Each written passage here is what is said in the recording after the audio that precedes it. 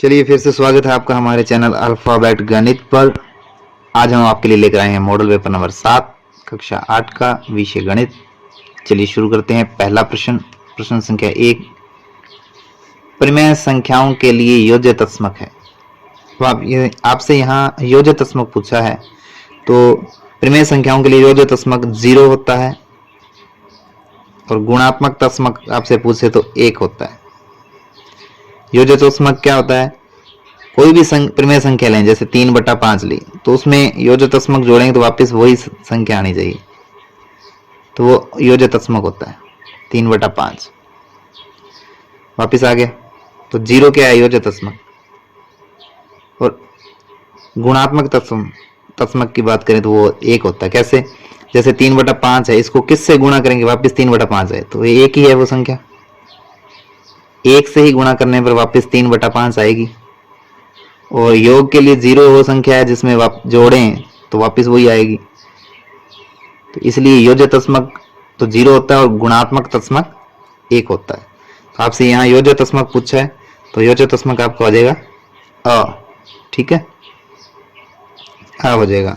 निम्नलिखित में से कौन सी एक पूर्ण घन संख्या है? पूर्ण घन कौन सी है? देखिए, 100 नहीं है, 100 तो 10 का वर्ग है। 400 भी नहीं है, 420 का वर्ग होती है। 600 नहीं है। 1000 10 का वर्ग होता है, 10 का घन होता है 1000। 10 इंटू 10 इंटू 10, तो द हो जाएगा इसका आंसर। अगला प्रश्न क्या है? 10 किलोमीटर प्रति घंटा और 30 किलोमीटर प्रति घंटा से अनुपात है।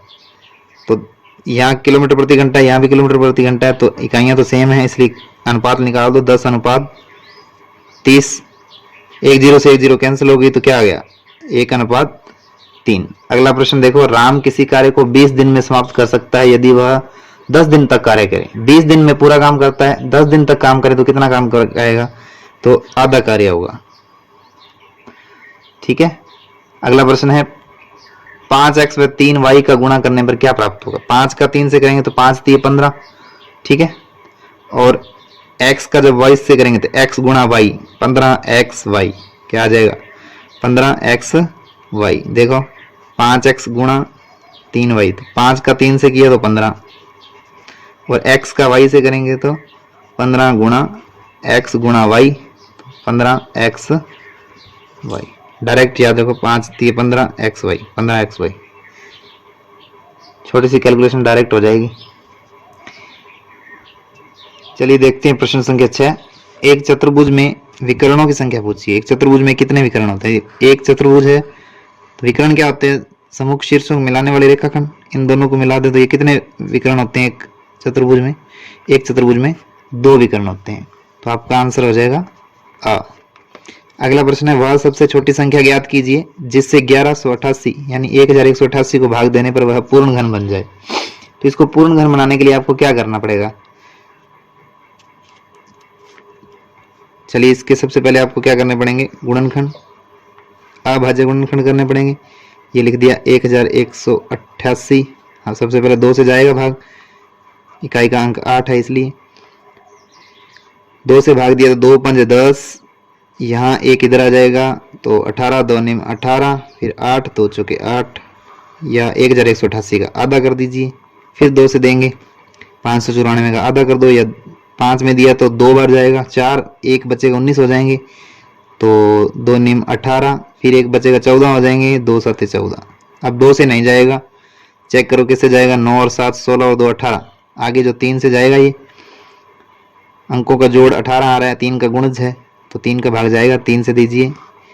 3 निम 27, 29 में 27, 2 बचेंगे यहाँ 27, फिर 3 निम 27, फिर 3 से जा रहा है, 3 3 9, 3 3 9, फिर 3 से जा रहा है, 11 3 33, फिर 3 से नहीं जाएगा, अब की बार जाएगा 11 से, 11 एकम 11। तो आप देखेंगे ये जो 3 है ये तो 3 3 के समूह में है, लेकिन ये 2 है और ये जो 11 है ये 3 3 के समूह में नहीं है। ठीक है, तो अतः 1188 को पूर्ण घन बनाने के लिए पूर्ण घन बनाने के लिए आपको क्या करना होगा, ये हटाने पड़ेंगे। 2 2 11 यानी 2 इंटू 2 इंटू 11 बराबर 44 का क्या करना पड़ेगा, भाग देना होगा, भाग देना होगा। ठीक है, चलिए अगला प्रश्न देखते हैं। एक पदी युग्म 4p क्यूब और -3p का गुणनफल ज्ञात कीजिए। 4p क्यूब है और 3p, इसका गुणा करना है आपको। चलिए गुणा कर दीजिए। 4p क्यूब इंटू माइनस के 3p, इससे गुणा करना है आपको। तो पहले तो माइनस देखो आएगा कि नहीं आएगा, इधर माइनस है इधर नहीं है, तो एक बार माइनस है तो माइनस आएगा, और फिर संख्या का संख्या से कर दीजिए। 4 3 12, फिर p, इधर भी p है और इधर भी p है, इधर p की घात 3 है, ये p की घात 1 और हो जाएगी, तो p की घात कितनी हो जाएगी 4, तो 12p की 4, ये आ गया आंसर।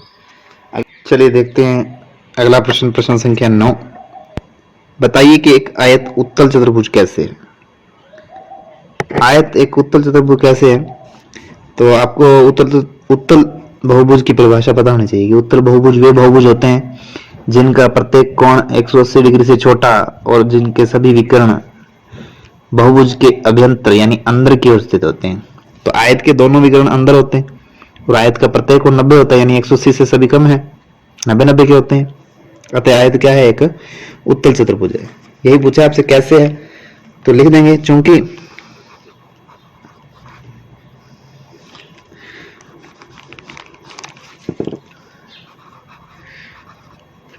चूंकि आयत का प्रत्येक कोण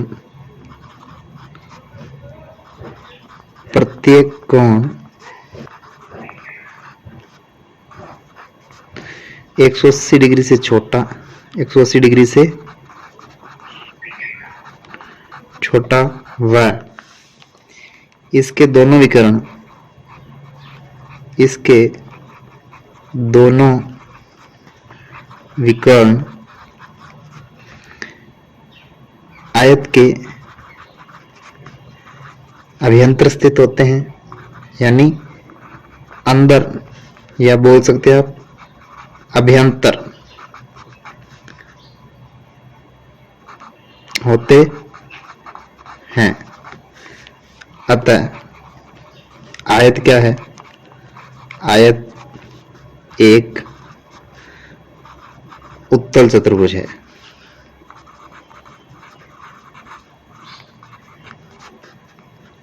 एक उत्तल चतुर्भुज है। चलिए अगला प्रश्न देखते हैं, प्रश्न संख्या 10। दिए गए बेलन का आयतन ज्ञात कीजिए। आपको एक बेलनाकार आकृति दे रखी है, इसका आयतन ज्ञात करना है। तो सबसे पहले देखिए बेलन की त्रिज्या, बेलन की त्रिज्या दे रखी है आपको 7 सेंटीमीटर। बेलन की जो हाइट है वो दे रखी है आपको 10 सेंटीमीटर। इस बेलन का आयतन ज्ञात करना है। तो बेलन का आयतन, सूत्र आपको पता होना चाहिए। बेलन का आयतन, बेलन का आयतन ज्ञात करने का सूत्र क्या है, बेलन का आयतन ज्ञात करने का सूत्र होता है 2 पाई आर एच। 2 पाई आर एच, बेलन का आयतन 2 पाई आर एच। चलिए इसको सॉल्व करते हैं अपने। 2 का 2, पाई का मान कितना होता है 22/7, आर का मान दे रखा है 7, गुणा त्रिज्या दे रखी है 10, 7 से 7 कैंसिल हो गया, 22 दूने 44, 22 का 2 से किया तो 44 इंटू 10, 44 इंटू 10 कितना हो गया 440 सेंटीमीटर है, तो सेंटीमीटर स्क्वायर। आयतन सॉरी सेंटीमीटर क्यूब, क्षेत्रफल होता तो सेंटीमीटर स्क्वायर लिखते। चलिए अगला प्रश्न देखते हैं। दी गई आकृति में सूचक के हरे त्रिज्याखंड G पर रुकने की प्रायिकता ज्ञात कीजिए। तो इसकी प्रायिकता आपको ज्ञात करनी है। आइए हल करते हैं इस प्रश्न को। इसमें देखिए कुल परिणाम पहले लिखेंगे हम, कुल परिणाम। कुल परिणाम यानी कुल त्रिज्यखंड कितने हैं वो देख लो। कुल त्रिज्यखंड है आपके पास 1 2 3 4 5, कुल त्रिज्यखंड है 5, यानी कुल परिणाम कितने हो गए 5। अनुकूल परिणाम अब लिखेंगे हम, अनुकूल परिणाम। अनुकूल परिणाम, अनुपरिणाम वो परिणाम लिखें जो पक्ष में। आपको क्या चाहिए, अपने को इसमें ग्रीन त्रिज्यखंड चाहिए, तो ग्रीन त्रिज्यखंड देख लिए 1 2 3, तो अनुकूल परिणाम अपने पास। तो यहाँ क्या हो जाएगी, त्रिज्यखंड पर की प्रायिकता हो जाएगी। प्रायिकता हो आपकी, सूत्र होता है अनुकूल परिणाम बटा कुल परिणाम। अनुकूल परिणाम बटा में परिणाम, अनुकूल परिणाम में कुल परिणाम। तो यहां से अनुकूल 3 और टोटल परिणाम कितने हैं 5, 3 बटा 5। हरे त्रिज्यखंड पर की प्रायिकता कितनी है 3 बटा 5। सत्य असत्य कथन आपको बताने हैं। सत्य असत्य कथन देखिए, पहला पढ़िए 2 8 9 2 से विभाज्य है। संख्या का इकाई अंक यदि 0 2 4 6 8 हो तब वो 2 से विभाजित होती है। क्या यहाँ 2 से विभाजित हो सकती है क्या, 0 2 4 6 8 है, नहीं है, तो ये 2 से विभाज्य नहीं है, तो ये कथन क्या है, असत्य है। संख्या 118 118 9 से विभाज्य नहीं है, क्या ये कथन सत्य है। 9 से विभाज्य कब होती है, जब अंकों का योग 9 का गुणज हो, 9 के पहाड़े में आता हो। तो 8 और 2 10, तो 9 का गुणज नहीं है, विभाज्य नहीं है, सत्य कथन है। 10 से विभाज्य है, क्या 10 से विभाज्य है क्या ये संख्या 2045, बिल्कुल भी नहीं। 10 से विभाजित कब होती है, जब उस संख्या का इकाई अंक में 0 हो, तो यहाँ 0 नहीं है, तो ये 10 से विभाज्य कतई नहीं है, तो ये क्या है, असत्य। 954 3 से विभाज्य है। 3 से विभाजित कब होती है, यदि अंकों का योग 3 का गुणज हो। अंकों का योग जो करो इसको, 5 और 4 9 9 18, 3 का गुणज है 18, इसलिए 3 से विभाजित होगा, तो ये कथन सत्य हो गया। 3 का गुणज है 18, इसलिए 3 से विभाजित होगा, तो ये कथन सत्य हो गया। चलिए बढ़ते हैं अपने अगले प्रश्न की ओर। अगला प्रश्न है प्रश्न संख्या 13, निम्न में से कौन से प्रिज्म है। तो प्रिज्म कौन से होते हैं, प्रिज्म व्याकृति होती हैं जिनका जो आधार है और उसका ऊपर वाला हिस्सा है, बिल्कुल दोनों क्या होने चाहिए, सर्वांग सम होने चाहिए, सेम होने चाहिए। तो यहाँ देखिए इधर से छोटा हिस्सा है, ये बड़ा है, तो ये प्रिज्म नहीं है, तो ये प्रिज्म नहीं है। क्या ये प्रिज्म है, बिना छिली हुई पेंसिल। तो इसके अंदर देखो, इसके अंदर ये हिस्सा और ये हिस्सा क्या दोनों सेम है, बताइए क्या ये प्रिज्म है। तो बिना छिली हुई पेंसिल में तो दोनों हिस्से क्या होते हैं, सेम होते हैं, तो ये प्रिज्म है। क्या है, प्रिज्म है। बताओ नेक्स्ट आकृति प्रिज्म है क्या, प्रिज्म नहीं है, क्योंकि इसका जो आधार है नीचे वाला सिरा तो 4 भुजाओं वाला है और ऊपर एक बिंदु रूप में है, तो ये प्रिज्म नहीं है, तो लिख देंगे प्रिज्म नहीं है। अब यहां देखिए ये प्रिज्म है, बिल्कुल प्रिज्म है, क्योंकि इसका जो बेस है और इसका जो टॉप है सेम है, दोनों, तो ये क्या है, प्रिज्म है। तो प्रिज्म वो होते हैं जिनके दोनों सिरे क्या हो, सर्वांग सम हो, यानी सेम हो, तो ये प्रिज्म है। आइए देखते हैं अगला प्रश्न है, जयपुर शहर में पिछले 5 वर्ष के दौरान विभिन्न कारणों से हुई सड़क दुर्घटनाओं को निम्न पाई चार्ट में दर्शाया गया है। यदि कुल 900 दुर्घटनाएं हुई हैं तो निम्नलिखित प्रश्नों के उत्तर दीजिए। अनुशासन भंग करने से कितनी दुर्घटनाएं हुई हैं और सबसे कम दुर्घटनाएं किस कारण हुई हैं। तो ये पाई चार्ट आपको दिया हुआ है। यातायात नियमों की अवहेलना से 60 डिग्री कोण है, और यहाँ देखिए आप अनुशासन भंग करने से 100 है। 80 डिग्री कोण पर अचानक ब्रेक लगाना है। शराब पीकर चलाने से 72 डिग्री कोण पर दे रखा है आपको यहाँ पे, यहाँ 48 डिग्री एंगल दे रखा है। तो आपसे पूछा है सर्वाधिक, सब एक पहला प्रश्न देखा है अनुशासन भंग करने से दुर्घटनाएं कितनी हुई हैं, और अगला प्रश्न आपसे पूछा है सबसे कम दुर्घटनाएं किस कारण हुई हैं। तो अनुशासन भंग करने से देखिए कितनी हुई हैं। अनुशासन भंग करने का 100 डिग्री, ठीक है। केंद्रीय कोण इसका कितना है, 100 डिग्री है। तो इसको सॉल्व कैसे करेंगे अपने, आइए देखते हैं। देखो लिखेंगे पहला अनुशासन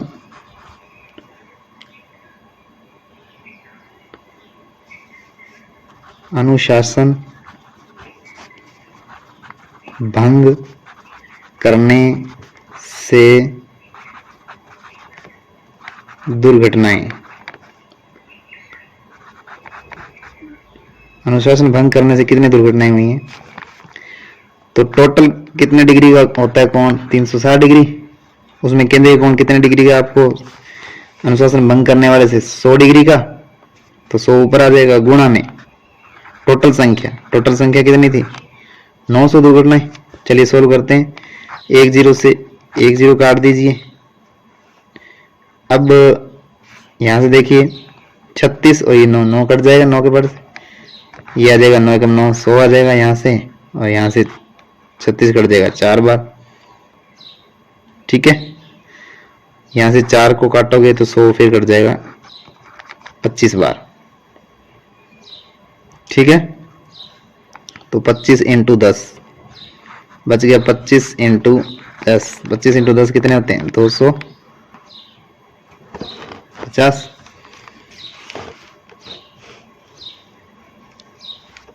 चलिए आगे सॉल्व करते हैं अपना दूसरा। इसमें क्या कहा है, इसका सेकंड, सबसे कम दुर्घटनाएं किस कारण से हुई हैं, कितनी हुई है नहीं पूछा, किस कारण हुई हैं।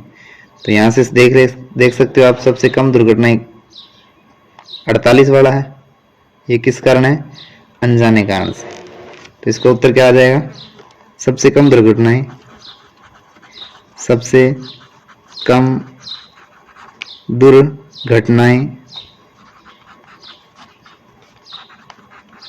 अनजाने कारणों से हुई हैं, अनजाने कारणों से हुई है। चलिए देखते हैं अपना अगला प्रश्न, प्रश्न संख्या 15। निम्न समांतर चतुर्भुज में अज्ञात x y के मानों को ज्ञात कीजिए। तो एक आपको समांतर चतुर्भुज दे रखा है, इसके अंदर जो अज्ञात x और y के मान हैं उनको ज्ञात करना है। तो समांतर चतुर्भुज के गुणधर्म आपको पता होना चाहिए। समांतर चतुर्भुज के गुणधर्म क्या होते हैं, एक तो सम्मुख भुजाएं बराबर होती हैं, सम्मुख कोण बराबर होते हैं, ठीक है। आसन कोणों का योग 180 डिग्री होता है। यहां हम दो ही चीज यूज करेंगे, आसन कोणों का योग और सम्मुख कोण। चलिए शुरू करते हैं। लिखेंगे चूंकि समांतर चतुर्भुज के सम्मुख कोण बराबर होते हैं, सम्मुख कोण बराबर होते हैं, बराबर होते हैं, अतः जो y की वैल्यू है वो कितनी आ जाएगी, y और 112 सम्मुख कोण है, तो y की वैल्यू भी कितनी आ जाएगी, 112 डिग्री, ठीक है। तो y का मान आ गया। अब हमें चाहिए x का मान। देखिए x का मान हम कैसे निकालेंगे, x का मान निकालने के लिए हमें, ये एक त्रिभुज है, देखो यहां 112 डिग्री हो गया, तो हम इस त्रिभुज की मदद लेंगे, त्रिभुज ए सी डी में, त्रिभुज ए सी डी में, ठीक है। तीनों कोणों का योग कितना होता है, तीनों कोणों का, त्रिभुज के तीनों कोणों का योग कितना होता है, 180 डिग्री। तीनों कोणों का योग कितना होगा, 80 डिग्री होगा, तो यहाँ से हम क्या करेंगे, 40 प्लस 112 प्लस x बराबर क्या लिख देंगे, 180 डिग्री। यहाँ से 112 और 40 जुड़ गए तो 152 प्लस x बराबर 180 डिग्री। तो यहाँ से x की वैल्यू क्या आ जाएगी, पक्षांतरण कर देंगे तो 152 इधर आगे माइनस का हो जाएगा। ठीक है, तो यहाँ से अगर हम इसको सोल्व करें तो अपने पास कितने आ जाएंगे, x बराबर 0 में से 10 में से 2 गए 8, यहाँ बच गए 6 7, 7 में से 5 गए 2, 28 डिग्री। ये आपका क्या आ जाएगा आंसर। तो x और y दोनों के मान आ गए। चलिए अगला प्रश्न देखते हैं। अगला प्रश्न 16 नंबर, किसी वर्ग की भुजा की लंबाई ज्ञात कीजिए जिसका क्षेत्रफल दे रखा है 441 वर्ग मीटर। आइए देखते हैं, वर्ग का क्षेत्रफल दे रखा है तो फॉर्मूला लगेगा वर्ग का क्षेत्रफल, वर्ग का क्षेत्रफल। तो वर्ग का क्षेत्रफल क्या होता है, भुजा की स्क्वायर, भुजा की स्क्वायर होता है। चलिए देखते हैं, जो वैल्यू दे रखे हैं वो लिख देते हैं। यहाँ वैल्यू आपको दे रखी है वर्ग का क्षेत्रफल, इसकी वैल्यू दे रखी है 441 बराबर है भुजा की स्क्वायर। तो भुजा की वैल्यू आपको निकालनी है, तो भुजा की वैल्यू कैसे ज्ञात करेंगे,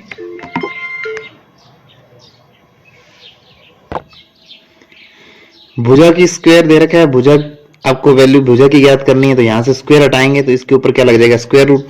तो भुजा यहां रह जाएगी भुजा, और इधर इस 441 पे क्या लग जाएगा, स्क्वायर रूट लग जाएगा। तो स्क्वायर रूट, अब इसका 441 का स्क्वायर रूट कितना होता है, याद होना चाहिए आपको 25 तक। तो इसका होता है 21। तो भुजा कितनी आ गई आपकी 21, या लिख देंगे भुजा बराबर 21 सेंटीमीटर है, तो मीटर में, मीटर स्क्वायर था, मीटर में आ जाएगी। और अगर आप 441 किसका है ये नहीं पता तो 441 का आप क्या निकाल सकते हो, वर्गमूल यहाँ से ज्ञात कीजिए। सबसे पहले देखिए 2 से तो जाएगा नहीं, 3 से चेक करो, 4 4 8 और 1 9, 3 का भाग जा सकता है। 3 से दिया तो 3 एकम 3,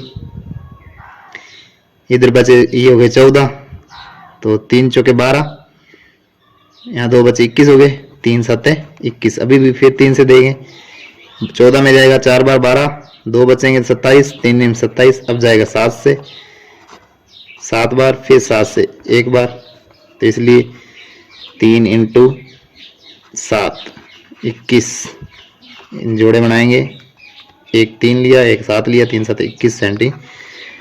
ऐसे भी कर सकते हैं आप।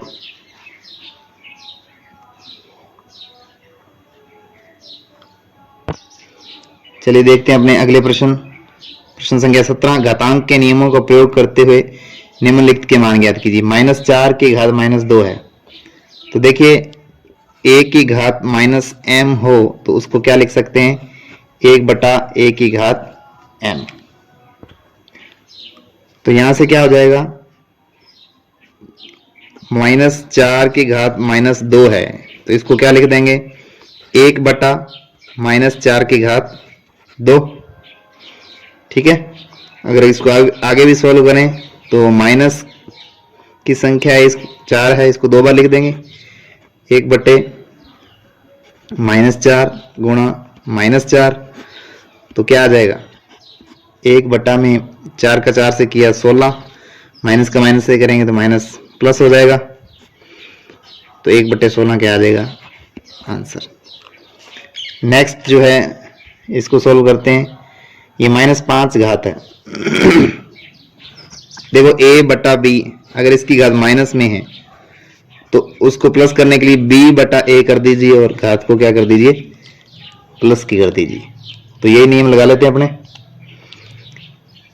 तो यहां क्या हो जाएगा, 2/1 की घात 5 हो जाएगा। इसको क्या लिख सकते हैं, 1/2 की घात जो -5 थी, इसको क्या लिख देंगे, 2/1 की घात 5, यानी 2/1 क्या होता है, 2 ही होता है। 2 की घात 5 और 2 की घात 5 को, यानी 2 को कितनी बार लिखना है, 5 बार लिखना है। तो 2 दूनी 4, 4 दूनी 8, 8 दूनी 16, 16 दूना 32। तो इसकी वैल्यू कितनी आ जाएगी, 32। इसकी वैल्यू कितनी आ जाएगी? 32। अगला प्रश्न है -2 से बड़ी 5 परिमेय संख्या लिखिए। -2 से बड़ी लिखनी है तो -2 से बड़ी माइनस की 1 है, प्लस वाली सारी बड़ी हैं, प्लस वाली सारी बड़ी हैं, जैसे 3/4 लिख दीजिए। ये प्लस की जो भी परिमेय संख्या है लिख दीजिए, सारी -2 से बड़ी हैं। कुछ भी लिख दो, -1/2 सॉरी प्लस 1/2, 1/4, प्लस की जितनी भी संख्याएं सारी माइनस वाली से तो बड़ी होती हैं। 5 लिखनी है कोई लिख दो, 8/9 लिख दो, सब बड़ी हैं। ठीक है।